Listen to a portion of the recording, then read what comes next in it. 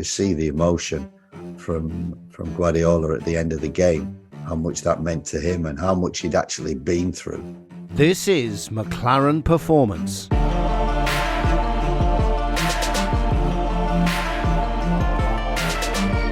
Hello and welcome back to another episode of the McClaren Performance Podcast, the podcast where I talk to my dad about everything football, performance, psychology, and together we try and provide something useful for those of you listening. Now, before we start, I guess we can now address what is like the elephant in the room, probably been there for the past few weeks, that dad has only gone and got a job, not just any job though, along with Mitchell van der Gaai, who'll be assisting Erik ten Hag at Manchester United. We only want to touch on it briefly today because we've only got other stuff to get through as well. But Dad, it must be exciting to go back to Man United, I guess. Of course it is, Josh. You know, once you're at Manchester United and work there, it's kind of in your blood.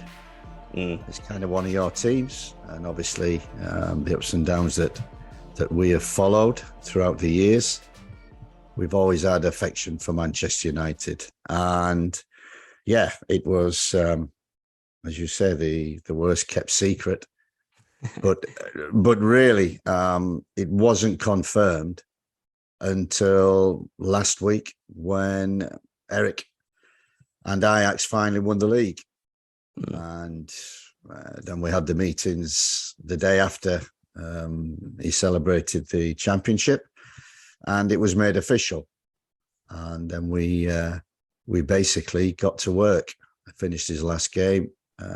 He came to London last week, where I met him and Mitchell and John Murtough. And together, we spent 5 days, 6 days, including yesterday with the press, and 7 including today. So we've spent the last week, like I said to you all the way along when we've talked about Erik as a possible candidate for Manchester United, I said the work ethic, the attention to detail has again just been exemplified in the last 7 days, where he's practically met every member of staff who he's going to work very closely with, and in detail has worked out the plan, what each person's job is. As I say, it's like going back in time 10 years ago when I first met him, and everything was mapped out. And again, that's the case. So it's not just exciting going back to Manchester United. It's exciting working with Erik again. And after a week with Mitchell, very, very good coach. And hopefully together, and along with the staff, John Murtough also has been a fantastic help in the process. We can begin middle of June. Players come back, and it's a new beginning. And I know Erik's looking forward to it, and I certainly am. And it was great to catch up with him over the last 7 days.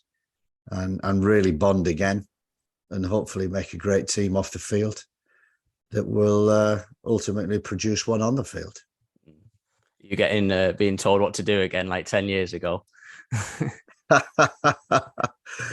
It was quite interesting because, then going into 20, I, to be fair, it allowed me time to have a look at the full extent of the job at 20, and it gave me that time to focus, to watch, to listen, to take in exactly what the job is, and eventually find a little niche where, as the manager of the team and the club, I could make my impact. And I suppose the last 7 days have epitomized that again, the fact of the attention to detail, all the planning, which he wants to get right. And that's from the day after he won the championship with Ajax.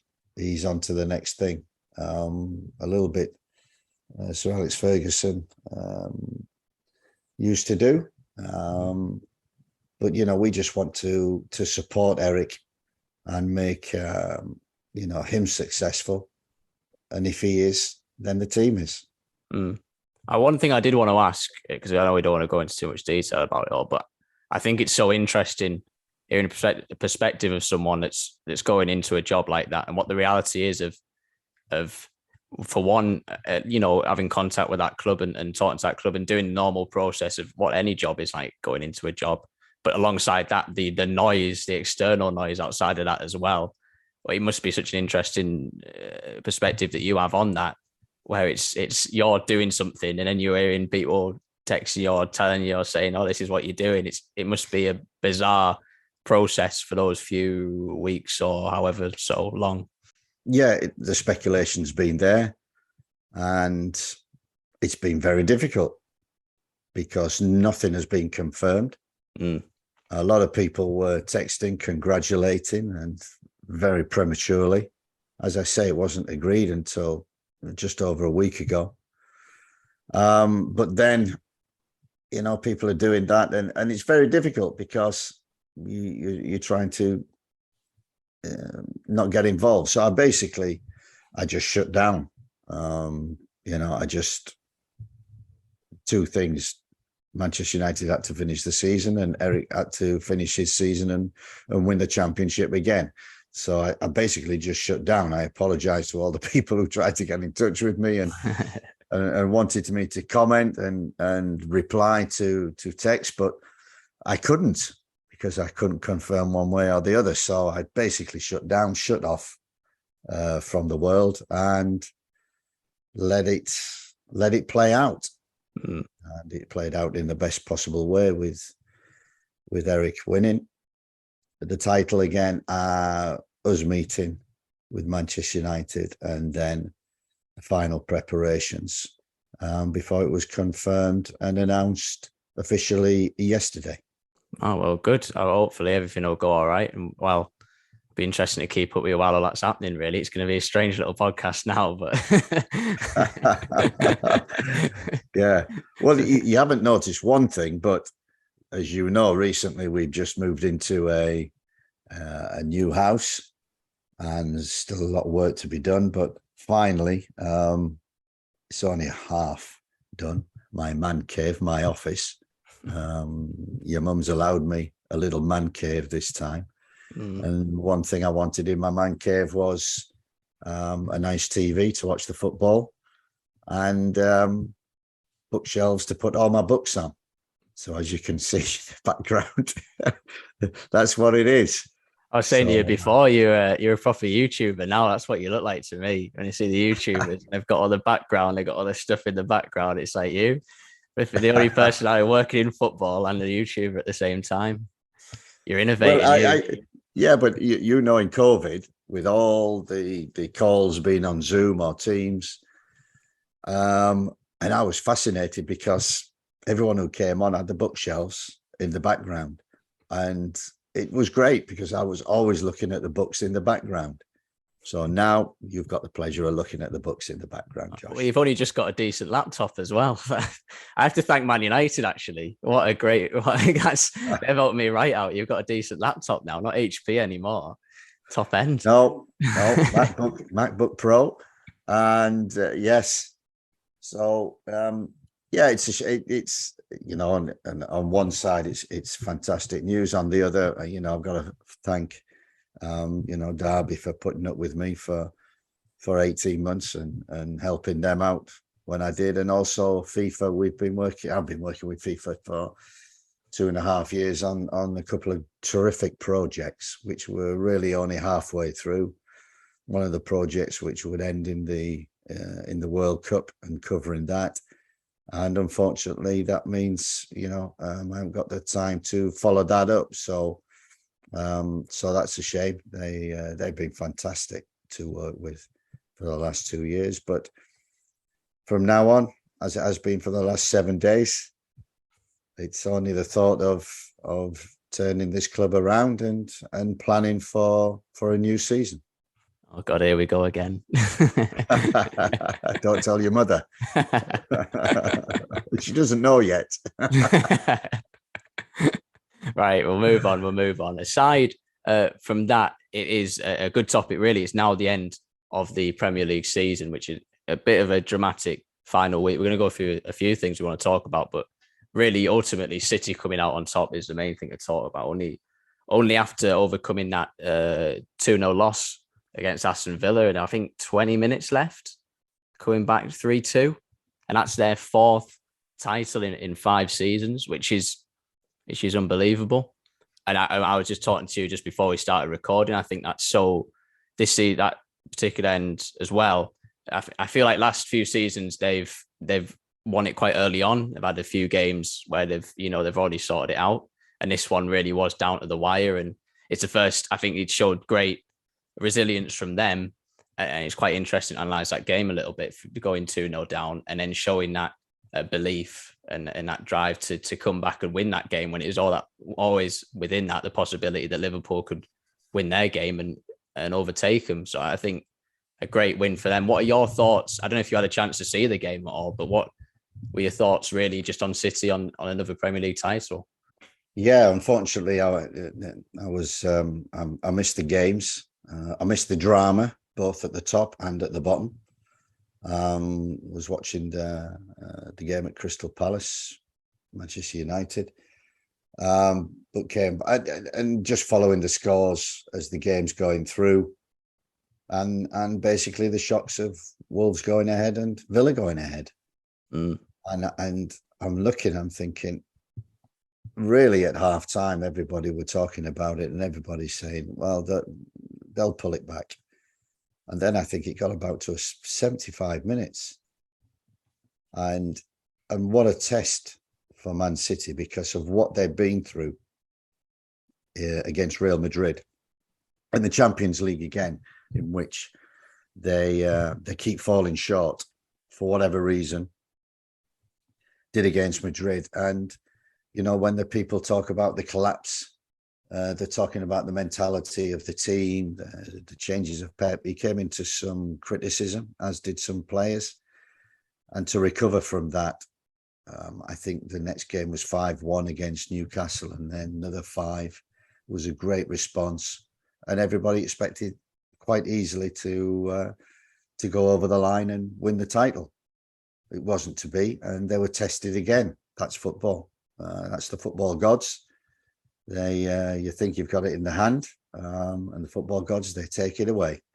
And I thought, well, why were they going to take it away? But Liverpool still have to win theirs. They were drawing. So it was very tense. And to score 3 goals in 5 minutes, it just shows the momentum. And it was a little bit, you thought you'd never get near that Aguero moment against QPR, winning the title then. But we did. And to come back, and it is the greatest achievement in a season, is to win the league, because it's 38 games. Yeah, it's a marathon. It's a slog. Many tests along the way, and so the ultimate is to win that. In the cups, it can be random. We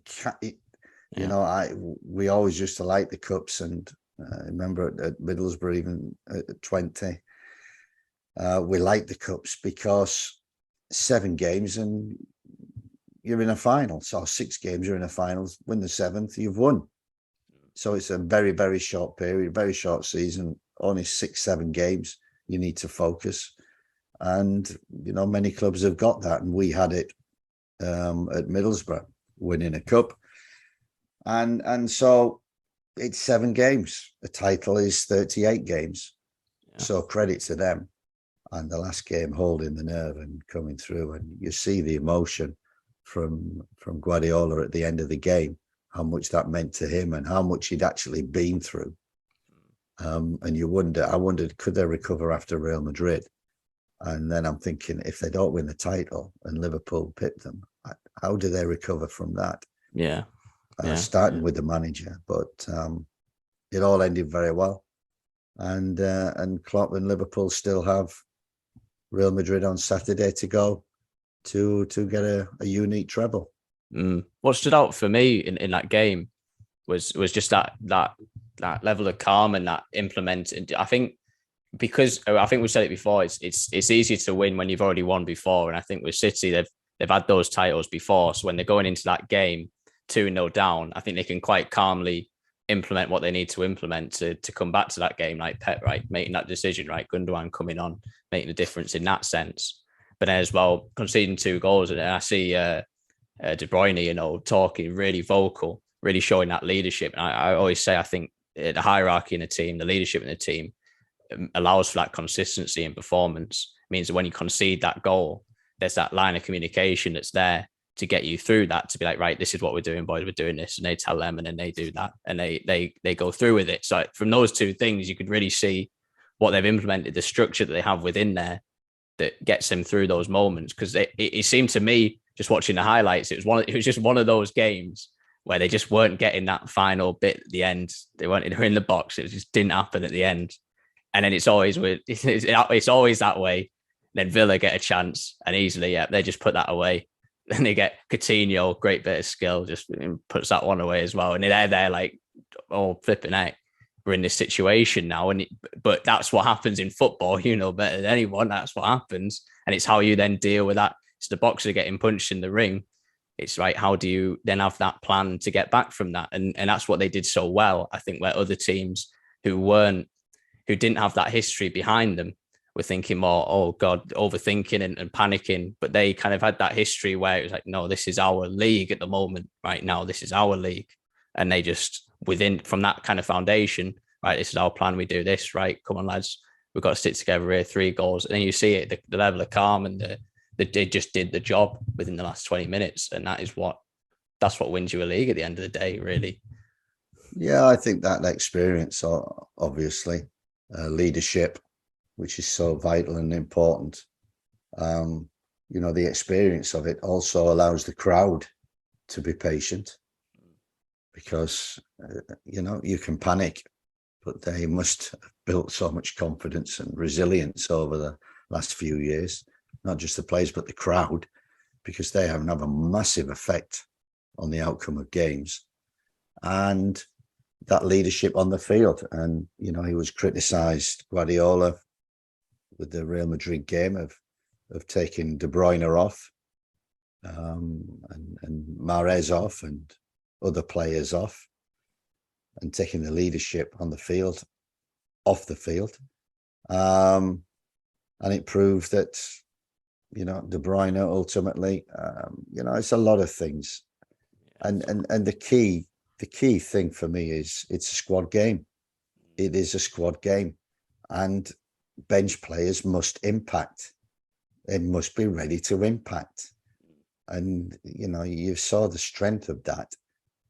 Sterling came on, was magnificent. Gundogan came on and won the game, Man City. So it's a squad togetherness, the strength of that, but players being ready on the bench when you can lose concentration, but ready in a pressured moment to come on and impact the game and basically win the game. You just touched on that experience there. And another aspect of the league was, didn't really come down to the final day, but Spurs and Arsenal fighting for that top 4. And the difference, I think we had a conversation a few weeks ago. I'll tell you what, a few months ago, I would have said Arsenal will get top 4. That's what I thought. And I think we both thought that. And then kind of towards, say, a few 6-7 weeks ago, I remember thinking, I think Spurs have just got that experience within the squad. With you got Kane, you got Son, you've got Conte, who's experienced that before. He's a more experienced manager than Arteta. And I think with that, I just thought, man, I think they'll have that little extra, and not really confidently saying that, but I feel like that. And then I found with Arsenal that, and I was there last time we recorded, I was going off to the Newcastle Arsenal game to watch, and they were just watching it like they had no chance of winning that game. And they just had there's nothing about it. I don't think at any point Arsenal fans were thinking, oh, we'll get back into this game, even at like 1-0. I think it was just Just not, no, I don't think there's any chances for Arsenal really that I can remember that were really anything. And then, but with Newcastle, they just had those one or two where they just put them away. And it's, I think, one separate thing, I think next season playing at Newcastle is going to be so difficult. It's difficult now. I think with some signings they might make as well, I think it's going to be so difficult to get results at Newcastle. But still, that was a position for Arsenal where they needed to win that game. And I think, was it Xhaka after saying that some of those players didn't want it enough or something like that? And it's just interesting. I think when you talk about that experience, and I think with that kind of leadership and hierarchy, I think you have that within Spurs somewhat more than you do in Arsenal. I think with Arsenal, I'm looking at that. I think they could get some. I think it's not a catastrophe. I think they're making good progress. I think there's a few signings they could make, and the progress they're making is fantastic. I think they're on the right track, and it's good that they've secured Arteta, despite getting top four or not, because they have a long-term vision. And that they execute that, they get the players that they now want to just add on to what they have. These players, one thing I think these players, Arsenal players, have now experienced this season. They've experienced being close to that. And I think next season, they'll be much better prepared for losing a game. And then when they lose a game, being able to come back and then have a chance of winning it. I think right now they're losing a game. And then the problem is, it's like, I think about, it's like on the golf course. Now, obviously 18 holes is kind of like, the season really, and when you're on the course, it's not about every shot being perfect. It's about having that bad shot and then being able to then take a good shot after that bad shot.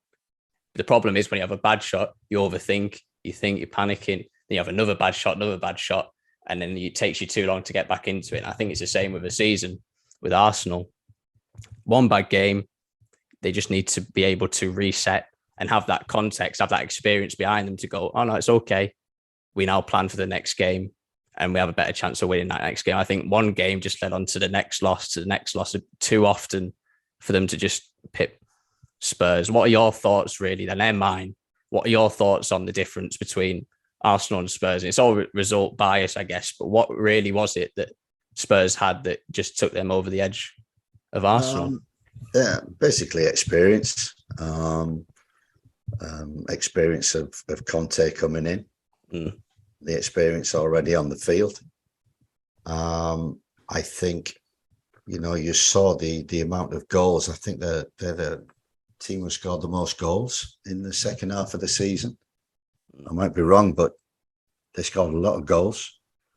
So I think Kane and Son was the big difference between the two teams, and obviously the experience that Conte brings, and it's all about the big games.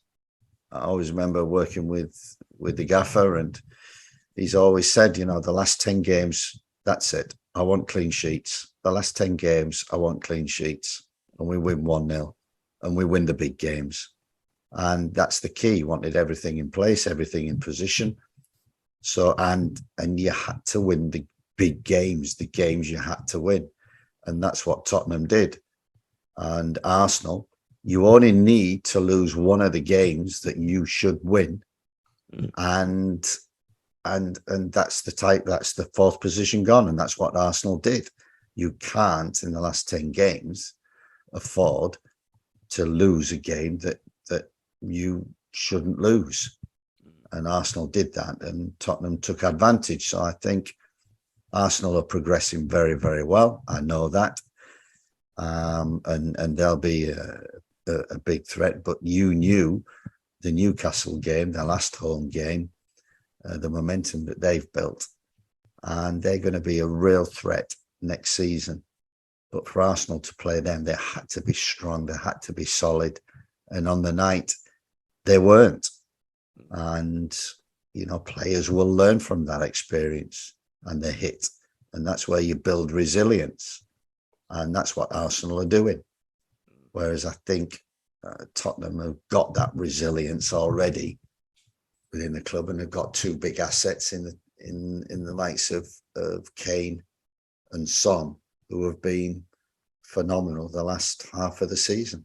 I think you always touch on it. It's what rings in my mind is, I think it's when you're at 20, I think, saying about you can lose one game. You can only, you can lose one game, but not to lose two in a row. If you lose one game, right, you've got to win the next game. And that's how you approach it, really.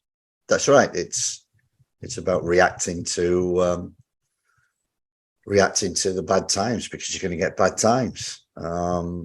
And the reaction of that, everyone has a bad game, but it is also how you lose. Yeah. It is how you lose.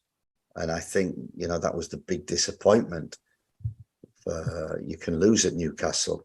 Yeah. Moment. You can lose at Newcastle. It was the manner in which they lost that disappointed everybody. And then you've got to react straight away after. And that's why Man City, Liverpool are ahead of everybody else, because I wondered after the Real Madrid game whether Man City would recover from that, the devastation of that. And they came back and 5-1, 5-0, I think, against Wolves the next game. So that's the mark of champions, of leadership, of resilience. And that's why the top two are way ahead of everybody else, so inconsistent from week to week. Whereas I think Tottenham from Norway got that consistency and that toughness, and the experience of the manager and the experience already on the field of big players brought them through. Well, speaking of the top part of the table as well, we also have the bottom part as well. And I think it was Burnley just towards the end there who managed to go down above Leeds, who managed to stay up. I think quite an interesting one to talk about, just because we had a discussion about the new manager bounce a few episodes ago, and Mike Jackson had just come in there, taking over Sean Dyche, of course. And it's quite interesting how he said, and talking about that short term, he came in, Sean Dyche had left this in place. He'd come in knowing the club, come in and had that kind of understanding with the players already. And from that had that short-term bounce, but evidently that didn't quite last towards the end of the season. I've got the stats again, as usual. So in the first 4 games, like we were talking about before, they were undefeated, I think 10 points from 12. And then after that, last 4 games, didn't win any at all, with 1 point from 12. Now, I have to say, I think a lot of that is also opposition as well. I think they had some easy opposition those first 4 games, and they did the last 4. But I think it's still quite interesting anyway to assess why they have gone down and assess that situation as a whole, really, because it is quite interesting. What do you take from that Burnley last day going down? As you say, I thought it was a real interesting discussion we had on that manager bounce, and we talked a lot about, the points when managers take over. But, I said at the time, it's about consistency, and that's the hardest thing to get as a manager when you join a football club. When you've been there a year, to getting consistency is the toughest thing you can do. And, players are human. And we've talked about this before, that, people wonder, why did they play great last week and hopeless this week? There's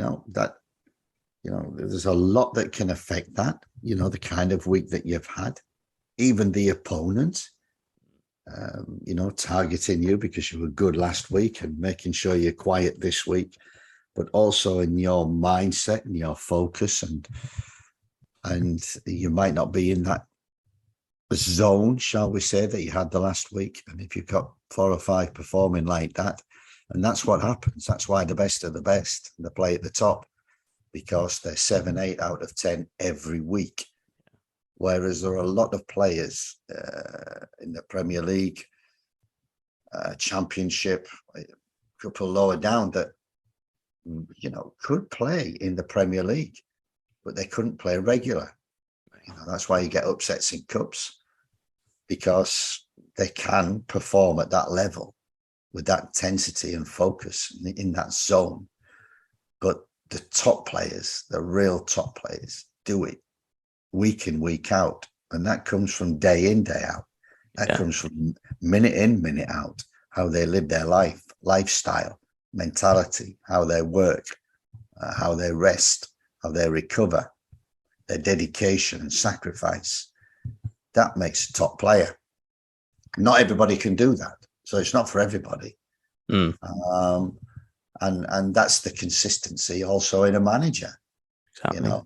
And I'm not saying that managers are like that, but I've experienced that myself, where I've been successful when you get that consistency in your own mentality, of getting up at 6 o'clock, in at 6:30, preparing for training, making sure that standards are set, quality is set, making sure you get that every day.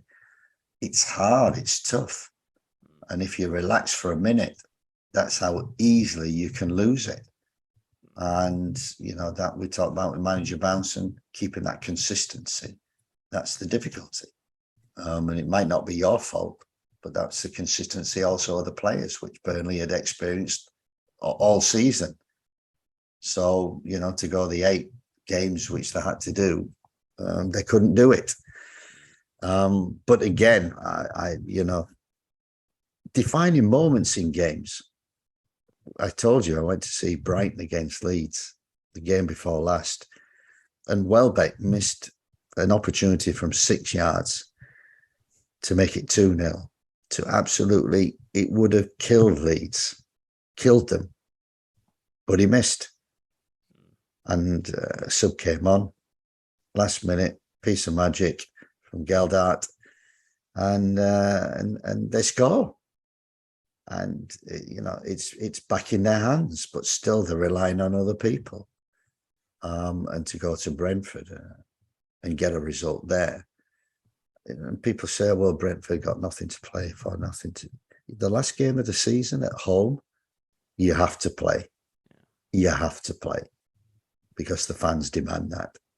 And the manager and the players should demand that. So to say that Brentford had nothing to play for, I don't understand that. You have everything to play for. You played in front of people who you had to perform in front of, and it's that fear of not performing that should help you to prepare properly. So Brentford would have gone for that game, no doubt. But Leeds showed great mentality, and Jesse Marsh, deserves credit for that. I think it's interesting you say that, like consistency in manager, and obviously they haven't been consistent in that. Inconsistent in a lot of things because they've just changed owners as well, and it's an interesting situation they're in. They've just changed owners. I think for that reason they're in debt.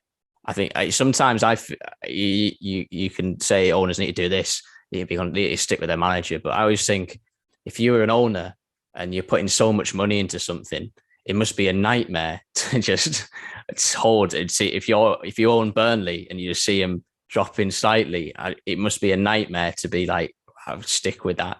But I think I can imagine a lot of it, new owners, I think you say, new owners want a new man in. And I think that's kind of the way they went. New owner, Sean Dyche out, take that risk, and ultimately hasn't paid off. I think now they're going down and they've got, no manager, players going out. I think either out of contract and a lot of them possibly wanting to play in the Premier League, so going up as well. And they've got that debt to pay also. So I think they were saying, when Burnley went down a few seasons ago, it was a bit more optimistic. And now it's a bit more different. And should they have stuck with that consistency? I think it's very easy to say yes after what's happened. But it's sometimes as an owner, I think you've got that money. And I think it's so hard to stick with when you haven't picked that man as well. I have a bit of sympathy for them in a way. But they should have stuck with Sean Dyche, really, because you had, like you said, consistency in what you're doing. And I think that consistency that they had under Sean Dyche, I think you can never say exactly what would happen, but that would have, I think, carried them in good stead, really, going into those last few games. And if they've gone down, you've still got Sean Dyche there, who's a trusted man at Burnley. So, yeah, an interesting one just to touch on a little bit towards the end there, really. Yeah, I think the dynamic of that is very difficult, and it's hypothetical. Yeah. Would he have kept them up? It's hypothetical about Bielsa as well. Yeah. That he would have done the same. You don't know. And people make decisions and make changes. But, I always remember Bill Bezic, one of his famous sayings in big games, big moments, was hold your nerve. You've got to hold your nerve. And it is a gamble. It is like you've got the cards, and you're going against somebody, and it's holding your nerve against that, knowing that you've got the cards. And sometimes you think, I haven't got the cards, and he's got better cards than me because he's up in the ante all the time. And that's the winners, and that's a perfect example. Guardiola, you were saying also on the side, on the touchline, holding his nerve. Yeah. Making sure that the process will get you over the line 9 times out of 10. Okay, one time it might not. Well, that's fine, that you can accept that. But and that's always been the biggest saying whenever I've been in trouble in management, needed to win the next game, or needed a result, or need to win a big game, or you come to a final, or you need to win that. They'll always used to say, just the key is to hold your nerve in preparation and during the game, and trust in the preparation, trust in the process, and trust in the work that you've done, trust in the players. That's the key thing. And trust, like Guardiola did, trust in your players, trust in your bench to go on and impact. How good is that when you've got that? And that just doesn't happen overnight. That's consistency of preparation, consistency of process, and consistency of trust. Well, thank you, Dad, for another interesting conversation. I think it was good to get some insight there on, I think, Manchester United and the job that he's going into. And I kind of wanted to ask about, the surrounding situation of going into a job. I think that's so interesting when there's so much noise going on. You don't really think about that. Everyone's calling you, everyone's asking you about it. There's all this noise around what you're doing and what that process is actually like. But, I wish Dad all the best at Man United. And I think I'll talk about in a later episode what we're thinking about with the future of the podcast, how we're going to do things going forward. Hopefully we could just carry on, not be too gossipy about different clubs, but to have interesting conversations still is something I really want to do. I'm really enjoying doing this. I know Dad is as well. So we want to keep it going, but also an interesting conversation about, the end of the Premier League. And I think a top team and a bottom team, and both of it comes down to consistency in certain moments. With Manchester City, it's 2-0 down. Can you hold your nerve? Can you trust your process in that? Put Gundogan on, trust in your leadership on the pitch. And if you're Burnley, can you stick with your man? Can you trust with the process that you have in place already? And yes, there's a result bias, and this is just a one-off example, but Man City trust in their process, and that's where they get to. Burnley don't quite hold their nerve, make some changes, and that's where they've ended up. So I think it's quite an interesting case study in that sense, in regards to consistency, not just in the tactics or anything, or the personnel, but also in the culture, the environment, and the work that you do within the seconds as well. Consistency in that is what builds towards actual improvement and winning at the end of the day. But yeah, a great conversation as always. Thank you for listening and watching, and we'll see you again next week. This is McClaren Performance.